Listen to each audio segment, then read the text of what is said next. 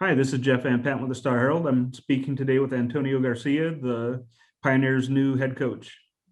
Hi, Antonio. Tell me a little bit about your baseball background. When did you get started playing? I've been playing this game for a long time, ever since I can remember. About 4 years old, started playing Yeah. t-ball and worked my way through high school ball and everything, and then got the opportunity to play Division I baseball at the University of Kansas. Um, had to medically disqualify before my junior year, and that's where I kind of jump started my coaching career because I feel that the game has given me so much. So the least I can do is try and give back to it, and I think that coaching is the best way for me to do that. So I started as an undergraduate assistant at KU, and then I graduated this fall and became our graduate assistant for the team, as I try to obtain my master's degree from the University of Kansas. And what? Tell me a little bit about how. Well, I guess before we get to that, you had played for the Pioneers 3 years ago. Yeah, the summer 2018, the inaugural year. And how did you find out about the Pioneers? I actually had no idea about the league or the Pioneers at all. How summer ball kind of gets set up is through your coaches at your school. So one of our assistants came up to me and Nolan Metcalf, who was my teammate on the Pioneers and my teammate at KU, and basically just told us like, here's your contract. You're going to Gearing, Nebraska to play for the Pioneers this summer. It's a new league and it'll be a good experience for you guys. And that's kind of how I heard about it. And Yeah. then And how was your experience? That first year, playing for them. I had an awesome experience in Gearing. I was blessed with an awesome host family that I still talk to every day. Um, and I met some friends that turned into lifetime friends and made great memories just playing baseball. And I'm from San Jose, California, with over 1 million people. So Yeah. it was really interesting and just a great experience to get out and experience a small town and see how they operate out there and how, different it could be in a different spot of Yeah. the country. Yeah, it's funny because I moved out here in the fourth grade from San Pedro, California, and that was a little bit of a culture shock at that age. I'm sure Yeah. when you're an adult, probably even more so. For sure, yeah. It was a culture shock, but um I fell in love with the place and all the people, and the fact that I got to go spend the end of last summer out there as well was awesome. And then it all fell into place for me to come back again this summer, and I couldn't be more excited. And it's kind of an interesting story. But how did you become the Pioneers' new head coach? So it is a kind of a funny story how it fell into place, but I drove home to California when COVID hit from Kansas, and I was gonna drive back to school for the fall, and I decided that it was kind of on the way for me to stop back in Gearing and spend a night or two with my host family and then just carry on my way.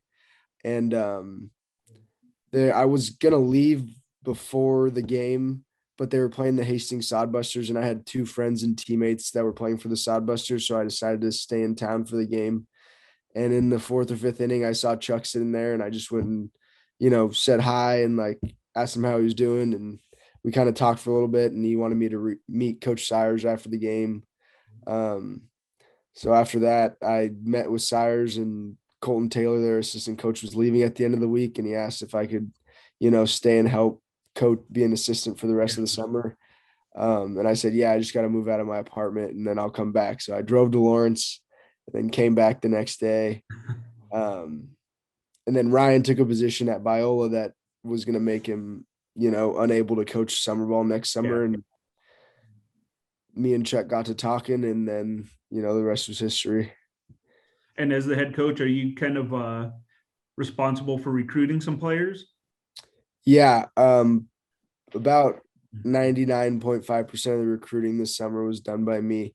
We had a player signed, Dalton Frank, before I got hired, but yeah, the whole team this summer was something that I put together. And how do you find players for that? It's all about connections and who you know. Coach Price at KU and myself, I have a lot of connections with coaches around the country, and Coach Price obviously has been in the game 40 years. He has a lot of connections, and he put me in touch with the right people. and I get on the phone with their coaches and kind of see what they're looking for, what they want to do with their guys for the Yeah. summer, and get some names and do my research and get the players signed. And last year they had a lot of kids from the team that Coach Sires was coaching in college. Is that kind of the same with you? Are you going to bring in a lot of kids from the same college, or uh, I have 3 or 4 players coming in from KU just because obviously I know them and that's an easy connection, and I have a lot of ties to California still, obviously because that's where I'm from. yeah, So there's a lot of West Coast guys on my team. But we really are all over the place, from Florida, Georgia, the Midwest, California, Washington. yeah. We're all over the board. And how would you describe your coaching style? I'm very enthusiastic about what I do.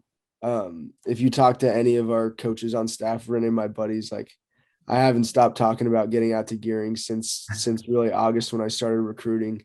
And for it to be 2 weeks away is crazy, but I'm just really enthusiastic about what I do because, like I said, the game was kind of taken away from me, Yeah, and I just love it so much, and I'm really excited to be out there and coach my own team.